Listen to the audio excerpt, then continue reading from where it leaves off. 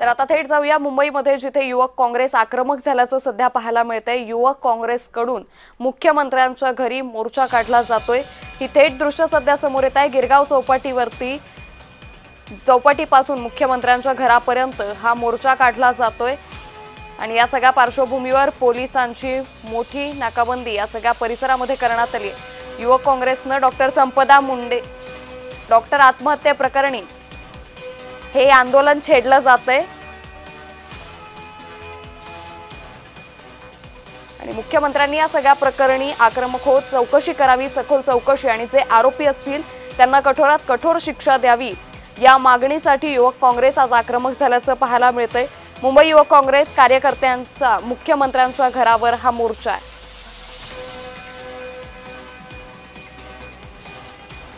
तर ही दृश्य सध्या आपण पाहतोय। गिरगाव चौपाटीवरती हा सगळा पोलिसांचा मोठा बंदोबस्त तैनात करण्यात आला होता आणि ज्यावेळी खरं तर युवक काँग्रेसचे कार्यकर्ते हे पुढे मोर्चासाठी कूच करत होते, त्याचवेळी मात्र पोलिसांनी या सगळ्या कार्यकर्त्यांना ताब्यात घेतल्याची माहिती सध्या समोर येते। या संदर्भात अधिक माहिती घेऊयात आमच्या प्रतिनिधी ज्योत्स्ना गंगणे यांच्याकडून।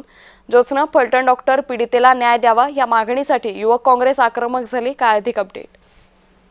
अगदी बरोबर आहे अंकिता। आज महाराष्ट्र युवक काँग्रेसकडून जे आहे ते मुख्यमंत्री देवेंद्र फडणवीस यांच्या विरोधात जे आहे ते मुंबईच्या गिरगाव चौपाटी या ठिकाणी आंदोलन होणार होतं। मात्र या गिरगाव चौपाटीवरती पोलिसांचा फौजफाटा जो आहे तो मोठ्या प्रमाणात तैनात करण्यात आलेला होता आणि त्याचमुळे युवक काँग्रेसने जे आहे त्यांचं गिरगाव चौपाटीचं आंदोलन जे आहे ते चर्चगेट या ठिकाणी घेण्याचं अचानक त्यांनी जे आहे त्या ठिकाणी घेण्याचं ठरवलं आणि तिथे आपण बघतो की चर्चगेट या ठिकाणी सुद्धा पोलिसांचा मोठा फौजफाटा जो आहे तो तैनात करण्यात आलेला आहे आणि महाराष्ट्र युवक काँग्रेस जे आहे ते महाराष्ट्राचे मुख्यमंत्री आणि गृहमंत्री असलेले देवेंद्र फडणवीस यांच्या वर्षा निवासस्थानीपर्यंत आंदोलन करत जाणार होते आणि मुख्यमंत्र्यांच्या वर्षा निवासस्थानी जे आहेत ते घेराव घालणार होते।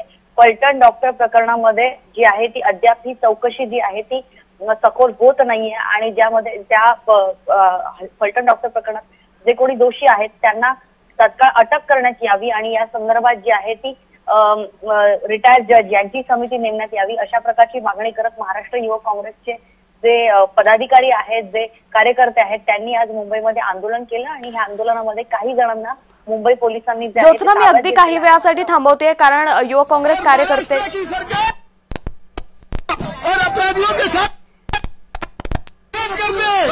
हम इसका निषेध करें और पुलिस गलत तरीके से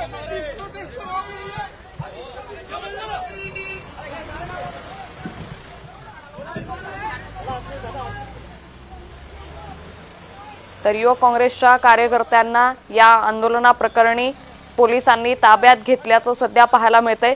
यावेळी या पीडितेला न्याय मिळालाच पाहिजे असं यावेळी या कार्यकर्त्यांचं म्हणणं। या संदर्भात पुन्हा एकदा जाऊयात, आमच्या प्रतिनिधी ज्योत्स्ना गंगणे सध्या आपल्या सोबत जोडले गेले। ज्योत्स्ना, अगदी बरोबर आहे। आपण बघतोय की फलटण डॉक्टर प्रकरणात जे आहे ते अनेक मोठ्या जे आहेत ते लोकांची नावं समोर आली होती। मात्र या प्रकरणात जी आहे ती राज्य सरकार जी आहे ती कोणतीही सखोल चौकशी करत नाही आणि बऱ्याच आरोपींना, दोषींना जे आहेत ते या प्रकरणामध्ये आहे ते राज्य सरकार वाचवत आहे असा सुद्धा आरोप महाराष्ट्र युवक काँग्रेसकडनं करण्यात येत आहे। सर्वात महत्वाचं म्हणजे या संपूर्ण प्रकरणामध्ये पीडितेची जी आहे तिचं कॅरेक्टर असॅसिनेट करण्यात येत आहे, पीडितेला जे आहे तिची बदनामी करण्यात येत असल्याचा आरोप सुद्धा महाराष्ट्र युवक काँग्रेसकडनं करण्यात येत आहे आणि त्याचबरोबर पीडित महिला जी आहे तिची आत्महत्या नसून तिचा खून करण्यात आल्याचा सुद्धा आरोप महाराष्ट्र युवक काँग्रेसकडनं करण्यात येतो आणि त्यामुळे त्या संपूर्ण प्रकरणाची चौकशी जी आहे ती स्पेशल समिती गठीत करावी आणि त्यासाठी रिटायर्ड जजची समिती गठीत करावी